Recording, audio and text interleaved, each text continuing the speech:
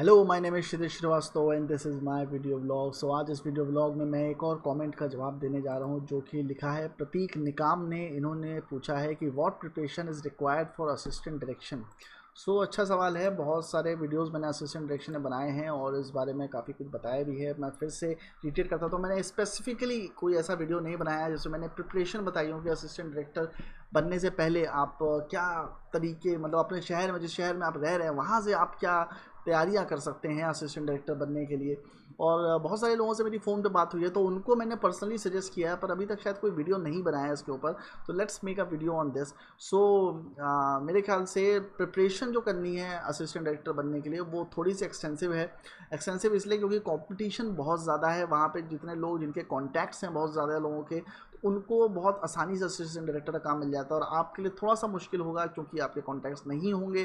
पर अगर आप लगातार अप्लाई करेंगे और अगर आपके अंदर सही स्किल्स होंगी तो आपको काम मिलने में ज़्यादा प्रॉब्लम भी नहीं होगी, क्योंकि मैंने बताया है कि एड फिल्म प्रोडक्शन हाउसेज में लगातार असिस्टेंट डायरेक्टर की ज़रूरत होती है। और अगर आप अप्लाई करेंगे तो आपको भी काम आसानी से वहाँ पे मिल जाएगा। कुछ ना कुछ काम मुंबई में ज़रूर मिलता रहता है, कुछ ना कुछ निकलता रहता है और मिल जाएगा। मतलब इतना डिमोटिवेट होने की ज़रूरत नहीं है। खैर एनीवेज, सबसे पहला रूल जो है, जो आपको तैयारी करनी है, वो है इंग्लिश की तैयारी करनी है। बहुत लोग मुझे मैसेज करते हैं कि सर हमारी इंग्लिश अच्छी नहीं है, इंग्लिश अच्छी नहीं है। तो मुझे गुस्सा इस बात पे आती है कि इंग्लिश अच्छी नहीं है तो यार उसके लिए कुछ करो, उसको एज आ मजबूरी पोज मत करो। उसके लिए इतने सारे ट्यूटोरियल पढ़े इंटरनेट पे जाओ इंग्लिश के बारे में, उसको पढ़ो, जाके उनके बारे में पढ़ो, अपनी इंग्लिश अच्छी करो, वोकैबलरी अच्छी करो, इंग्लिश अखबार पढ़ो, इंग्लिश किताबें पढ़ो, इंग्लिश मूवीज़ देखो, जो भी आपको लग सकता है। मैंने एक वीडियो भी बनाया है कि इंग्लिश कैसे अच्छी करें। तो आप जो भी कर सकते हैं अपनी इंग्लिश जरूर अच्छी करिए, क्योंकि इसमें कुछ ईगो वाली बात नहीं है या इसमें वो देशभक्ति या संस्कृति का मुद्दा बीच में लाने वाली बात नहीं है कि मैं हिंदुस्तानी हूँ, मेरे को हिंदी मेरी मातृभाषा है तो मैं हिंदी में ही बात करूँगा, मैं अपने हिसाब से चलूँगा, मैं अपने रूल्स के हिसाब से चलूँगा। वैसे करके आप कभी भी सक्सेसफुल नहीं हो पाएंगे। इसलिए आपको समझना पड़ेगा दुनिया किस हिसाब से चलती है। आपको प्रैक्टिकल होना पड़ेगा। प्रैक्टिकलिटी ये कहती है अगर आपको इंग्लिश आती है तो आप हर जगह वेलकम हो। अगर आपको इंग्लिश नहीं आती, आपकी इंग्लिश खराब है, आपकी ग्रामर खराब है, तो लोग आपको बहुत ज़्यादा जज करेंगे। आपकी हिंदी खराब है तो आपको कभी कोई जज नहीं करेगा, पर अगर आपकी इंग्लिश खराब है तो लोग आपको बहुत जज करेंगे, आपकी बार बार ग्रामेटिकल मिस्टेक्स निकालेंगे। और गंदी इंग्लिश वाले के साथ कभी कोई बैठना नहीं चाहता। ये मैं आपको सच्चाई बता दूं, फिल्म इंडस्ट्री में बहुत शो ऑफ है, इंडस्ट्री ही शो ऑफ की है, तो इसलिए आपको इंग्लिश सीखना बहुत ज़रूरी है। तो पहला रूल जो मैंने लिखा है कि अगर आपको बाकी चीज़ें आए चाहे ना आए, टेक्निकलिटीज़ आए चाहे ना आए, इंग्लिश आना बहुत ज़रूरी है। स्पोकन इंग्लिश आना ज़्यादा ज़रूरी है। रिटन इंग्लिश तो चलो सेकेंडरी है, पर स्पोकन इंग्लिश बहुत अच्छी होनी चाहिए आपकी। तो जितना आप इंग्लिश स्पीकिंग करेंगे आपके लिए उतना फ़ायदा होगा। सेकंड पॉइंट जो मैं आपको बताना चाहता हूँ वो है कि ये एक ऐसी चीज़ है जो बहुत सारे लोग आपको नहीं बताएंगे, डिस्कस नहीं करेंगे, और वो पर है बहुत इंपॉर्टेंट। और वो ये है कि लर्न हाउ टू ड्रेस।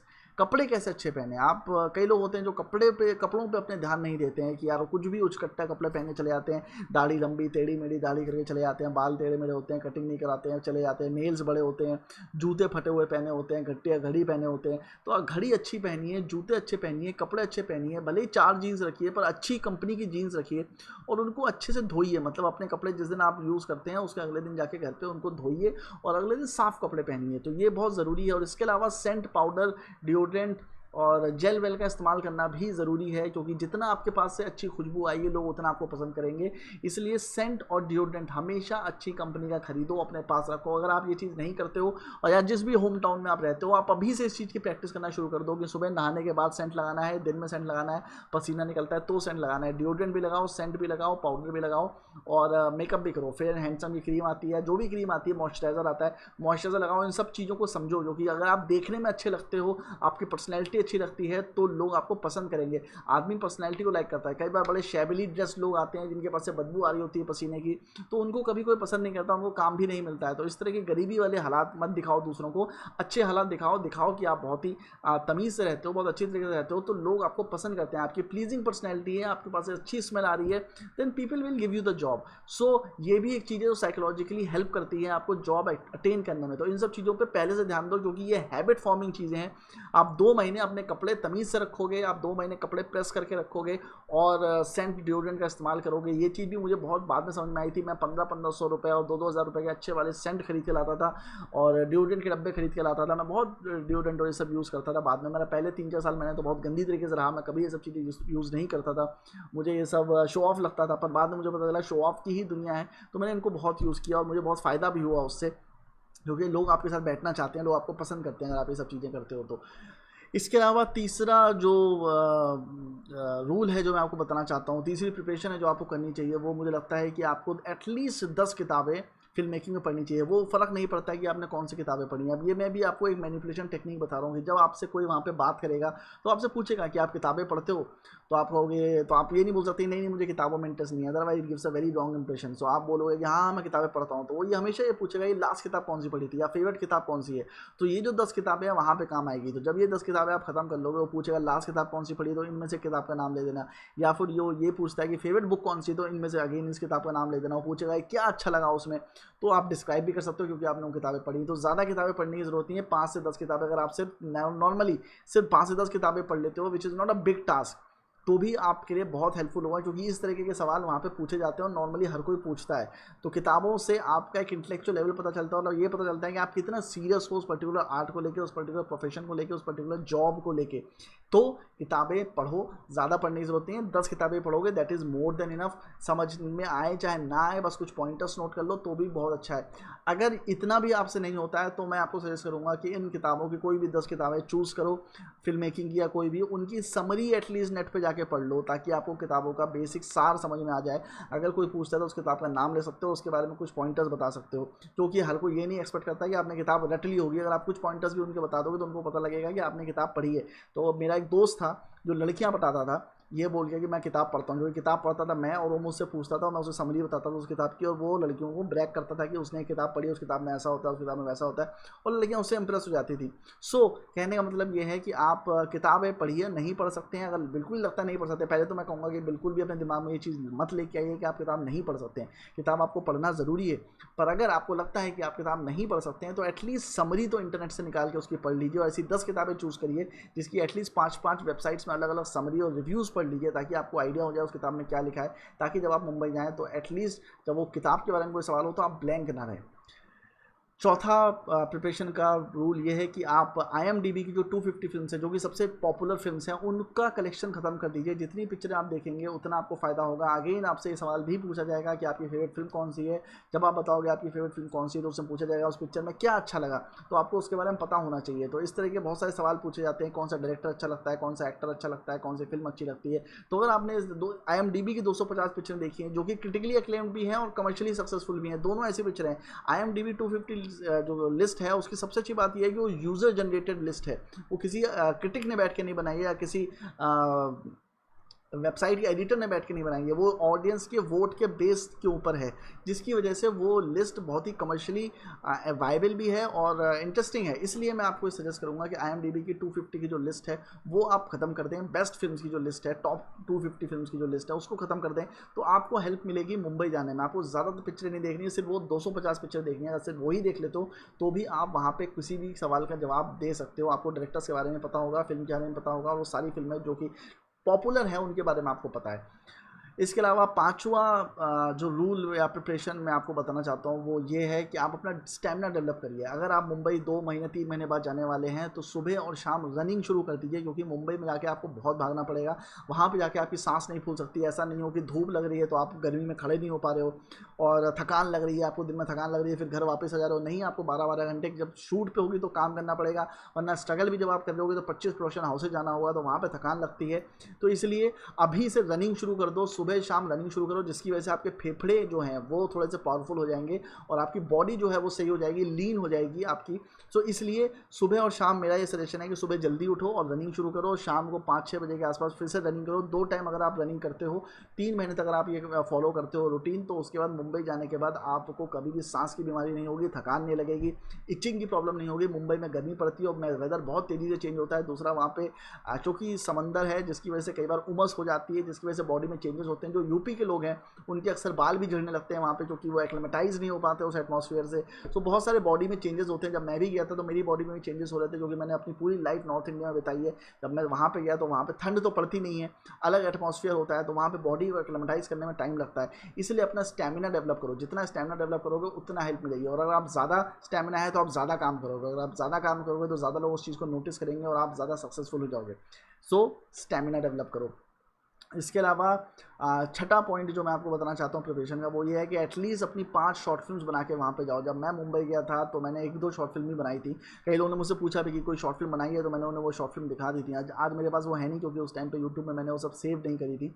पर मेरे पास एक पेन ड्राइव में पड़ी हुई थी, सॉरी सीडी में पड़ी हुई थी, पेन ड्राइव नहीं थी मेरे पास, सीडी में थी, तो मैं सीडी में उनको दिखा देता था। तो अपनी 5-6 शॉर्ट फिल्म बनाओ, ताकि अगर कोई पूछे कि इससे पहले कुछ बनाया है तो आप वो दिखाओ, तो उनको लगेगा कि आप इस मैटर को लेके सीरियस हो, आप असिस्टेंट डायरेक्टर बनने को लेके सीरियस हो, तो आपको जल्दी जॉब मिलेगी। तो अपनी शॉर्ट फिल्म्स ज़रूर बनाओ, कैसी भी बनाओ पर बनाओ, और बहुत लंबी मत बनाओ, क्योंकि वहाँ पे जो प्रोड्यूसर जो मिलते हैं आपसे, डायरेक्टर मिलते हैं, एग्जीक्यूटिव प्रोड्यूसर मिलते हैं, उनके पास टाइम नहीं होता बहुत ज़्यादा कि अगर वो देखेंगे कि पिक्चर आपकी 10 मिनट की या 16 मिनट की है तो नहीं देखेंगे उसको। इसलिए 2 मिनट 3 मिनट की फिल्म बनाओ, 2-3 पिक्चर बनाओ जो लंबे लेंथ की हो, पर एटलीस्ट 2-3 पिक्चरें ऐसी बनाओ जो एकदम कड़क हो, बेहतरीन हो, और सिर्फ 1 मिनट या 2 मिनट की हो, ताकि उसको कंप्लीट देख सकें। क्योंकि अगर वो देख लेंगे पिक्चर तो उनके मन में एक अच्छा इंप्रेशन बनेगा आपको लेके कि आप अपनी फिल्म बना सकते हो और आपके अंदर कैपेबिलिटी है। भले वो फिल्म अच्छी हो चाहे ना हो, उनको ये समझ में आएगा कि ये लड़का एफर्ट करता है, एक्शन लेता है, and they will fucking give you the job. 7th point है जो मेरे दिमाग में है, वो आपकी प्रिपरेशन के लिए ये है कि अगर आपके लोकल थिएटर वहाँ पे हो तो लोकल थिएटर ज्वाइन कर लो, और लोकल प्रोडक्शन कुछ चलता है, लोकल प्रोडक्शन में टीवी या कुछ काम चलता है, फिल्में होती हैं, तो वो भी ज्वाइन कर लो, वहाँ पे काम करते रहो। उससे फ़ायदा क्या होता है कि जब आप मुंबई जाते हो तो आपका एक रेज्यूमे बनता है, कोई पूछता है कि आपका क्या बैकग्राउंड है, आपने इस फील्ड में कब इससे पहले कुछ किया है, तो आप ये नहीं कहोगे कि नहीं सर इस फील्ड में मैंने इससे पहले कुछ नहीं किया, मुझे कुछ भी नहीं आता है। आप ये बोल सकते हो कि सर मैंने थिएटर किया है 1 साल, मैंने लोकल प्रोडक्शन में काम किया है। मैं भी जब मुंबई गया था तो मेरे को 2 साल का थिएटर का एक्सपीरियंस था, और कुछ 6 महीना मैंने एक यहाँ पे लोकल चैनल था उसमें काम किया था एज असिस्टेंट डायरेक्टर। तो मेरे को थोड़ा सा हेल्प मिल गया था उसकी वजह से, क्योंकि मैं एकदम ही कोरा नहीं था, कुछ कुछ आइडिया था मुझे। हालांकि उन शूट पे और थिएटर मुझे कुछ सीखने को नहीं मिला, सीखा तो मैंने मुंबई जाके ही, पर कहने को था मेरे पास कि मैं एकदम ही ब्लैंक नहीं हूँ, मुझे कुछ चीज़ें पता हैं। अब उन चीज़ों के बारे में उन्होंने मुझसे कुछ नहीं पूछा, पर ये था कि ये कंफर्म हो गया था कि इसको कुछ आता है। तो मेरे रिज्यूमे में मैंने वो 3-4 चीज़ें मेंशन की थी, तो जिससे मुझे हेल्प मिलती थी कि इस लड़के के पास कुछ रिज्यूमे में है। खाली रिज्यूमे भेज के कोई फ़ायदा नहीं होता है। इसलिए अगर लोकल प्रोडक्शन ज्वाइन कर सकते हो, सिर्फ नाम के लिए भी ज्वाइन कर सकते हो तो ज्वाइन कर लो, वहाँ कुछ मत करो जाके, पर सिर्फ ज्वाइन करने के लिए भी ज्वाइन कर लो तो अच्छा है। किसी फिर टीवी सीरियल में या फिर लोकल प्रोडक्शन में कोई वीडियो बन रहा है, शॉर्ट फिल्म बन रही है या कुछ भी बन रहा है, उसमें काम करने को मिलता है। देखो कोई शॉर्ट फिल्म वो आपकी देखने वाला है नहीं, कोई शो वो देखने वाला है नहीं, यूट्यूब पे जाके कोई उसे गूगल करने वाला है नहीं, आपको सिर्फ रेज्यूमे में लिखने के लिए कुछ कंटेंट चाहिए, तो उसके लिए लोकल प्रोडक्शन और लोकल थिएटर आप ज्वाइन करके उस चीज़ को लिख दो। और 3-4 थिएटर लोगों के साथ काम करो, क्योंकि थिएटर के जो आर्टिस्ट होते हैं उनको हर कोई जानता है। तो मुंबई में भी ऐसे बहुत सारे लोग हैं जो थिएटर आर्टिस्ट का नाम ज़रूर जानते हैं। तो जैसे आपने जिसकी मैंने लखनऊ में जिन थिएटर आर्टिस्ट के साथ काम किया था, जैसे राज बिसारिया हो गए, जितेंद्र मित्तल हो गए, ललित सिंह पोखरियाल हो गए, इनके साथ मैंने काम किया था। तो इनके नाम जब मैं वहाँ बताता था तो लोगों को पता रहता था कि मैं सीरियस हूँ और मुझे पता है कि मैंने थिएटर में काम किया है। मतलब इनके नाम अगर मुझे पता है तो इसका मतलब मैंने थिएटर में काम किया है। सो ये भी एक चीज़ होती है जो सामने वालों को इम्प्रेस करने में यूज़ होती है। तो please do the local theatre and local production. इसके अलावा 8वां पॉइंट ये है प्रिपरेशन करने का, कि वो ये है कि अपना रिज्यूमे बनाइए एक अच्छा सा, और उसको ईमेल करना शुरू करिए प्रोडक्शन हाउसेस को। इससे क्या फ़ायदा होगा कि आपको पता चलेगा कि कितना रिस्पांस आता है, कितना रिस्पांस नहीं आता। और इसके अलावा एक और फ़ायदा होता है कि जब आप मुंबई जाएंगे उस प्रोडक्शन हाउस में जाएंगे और अपना नाम बताएंगे, तो ऐसे चांसेस हैं कि लोगों ने आपका प्रोडक्शन वो रेज्यूमे देखा हो और वो आपको अच्छे से रिस्पॉन्स करें, और वो कहें कि अच्छा आपका ईमेल आईडी हमको मिला था, हमने आपका ईमेल आईडी देखा था। क्योंकि हमें ऐसा लगता है कि हर कोई प्रोडक्शन हाउसेस को ईमेल रेज्यूमे भेजता रहता है, पर ऐसा नहीं है।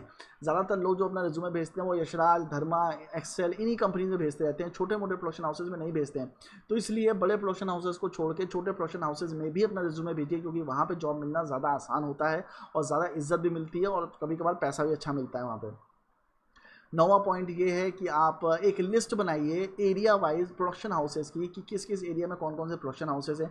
एटलीस्ट हर एरिया में एटलीस्ट 10 से 20 प्रोडक्शन हाउसेस की आप लिस्ट बनाइए, ताकि जब भी आप मुंबई में निकलें तो आपको प्रोडक्शन हाउसेस के एड्रेसेस ना ढूंढने पड़े, आप क्लूलेस इधर से उधर टहलना ना शुरू कर दें कि अब मैं कहाँ जाऊँ, दिन में मुझे कहीं जाने की जगह नहीं है तो किस प्रोडक्शन में जाऊँ। फिर आप गूगल कर रहे हो, फिर पता कर रहे हो, फिर उसमें ढूंढ रहे हो, अपना टाइम वेस्ट कर रहे हो, एनर्जी वेस्ट कर रहे हो। तो वो एनर्जी आपको अपने प्रिपरेशन टाइम में ही वेस्ट करनी है, अपने होम टाउन में करनी है। आप एक किताब कॉपी खरीदो, उस कॉपी में एरिया वाइज पेजेस बनाओ, उस एरिया वाइज पेजेस में आप 10-10, 20-20 प्रोडक्शन हाउसेस के एड्रेस लिखो, और इन एड्रेसेस के साथ अगर उन वेबसाइट्स पे आपको डायरेक्टर, प्रोड्यूसर और एग्जीक्यूटिव प्रोड्यूसर्स के फ़ोन नंबर्स और नाम मिल जाते हैं तो वो भी अपने साथ रखो, क्योंकि जब आप रेफ़र करोगे मुंबई जाके उस चीज़ को तो आपको वहाँ पे हेल्प मिलेगी। क्योंकि अगर आप डायरेक्टर प्रोड्यूसर का नाम जानते हो तो जब आप सिक्योरिटी गार्ड से मिलोगे और अगर वो आपसे पूछता है कि तुम्हें किससे मिलना है, तो आप डायरेक्टर का, प्रोड्यूसर का या ईपी का नाम बता दो, तो आपको वो ईजिली अंदर जाने देगा या अंदर जाके एटलीस्ट बात करेगा कोई लड़का इनसे मिलने के लिए आया। अगर आपको नाम ही नहीं पता होगा और सिक्योरिटी गार्ड पूछेगा कि अंदर किससे मिलना है, आपके पास अपॉइंटमेंट है और आपके पास कोई जवाब नहीं होगा, तो वो आपको अंदर नहीं जाने देगा। तो इसलिए इनके बारे में भी जानना ज़रूरी है। इन सबके नाम, नंबर एटलीस्ट लिख लो। नंबर और नाम लिखना इसलिए ज़रूरी है ताकि आप उनको मुंबई जाके व्हाट्सएप कर सको या मैसेज कर सको या फ़ोन कर सको। और नाम इसलिए ज़रूरी है ताकि अगर कभी आप सिक्योरिटी गार्ड से बात कर रहे हो तो एटलीस्ट उनका नाम तो बता सको कि मुझे इससे मिलना है, which becomes easy for you to get inside a production house. कई बार फ्लूक में भी, गलतफहमी में भी आप अंदर घुस जाते हो, मेरे साथ बहुत बार हुआ है, तो मैं नाम ज़रूर याद रखता था इन सब चीज़ों के। 10th पॉइंट है प्रिपरेशन का, वो ये है कि फिल्म लाइन के जो भी लोग आपको फेसबुक में मिलते हैं, अपनी फ्रेंड लिस्ट बढ़ाते रहो, लगातार लोगों को ऐड करते रहो जो भी फिल्म लाइन के। और ये बात मैं बहुत बार बता चुका हूँ कि अपने कॉन्टैक्ट्स बढ़ाते रहो, फेसबुक में जो लोग आपको मिलते हैं उन सबको ऐड करते रहो फिल्म लाइन से। तो यहाँ से आपको हेल्प मिलेगी कि जब आप मुंबई जाओगे तो आप उनको डायरेक्टली कॉन्टैक्ट कर सकते हो, या अपने बारे में कुछ लिखोगे तो वो आपको उस चीज़ का अच्छे से जवाब भी देंगे। So do that, add people on Facebook, जितने लोग हैं उनसे बात करने की कोशिश करो, यहाँ पे आपको काफ़ी हेल्प मिलेगी। 11 पॉइंट है कि थोड़ा थोड़ा स्क्रीन राइटिंग के बारे में सीख लो, फाइनल ड्राफ्ट सीख लो, और या जितना आप लिखने के बारे में सीख सकते हो एटलीस्ट उतना सीख लो। 2-3 छोटी मोटी स्क्रिप्टें लिख लो जो कि आपको हेल्प करेंगी इन द फ्यूचर रन। इसके अलावा थोड़ा बहुत एडिटिंग सीख लो। मैं ये नहीं कह रहा कि आपके पास लैपटॉप होगा या एडिटिंग सॉफ्टवेयर होगा, एडिटिंग के एटलीस्ट ट्यूटोरियल तो देख सकते हो, तो वो ट्यूटोरियल भी देख लोगे तो भी आपको हेल्प मिलेगी।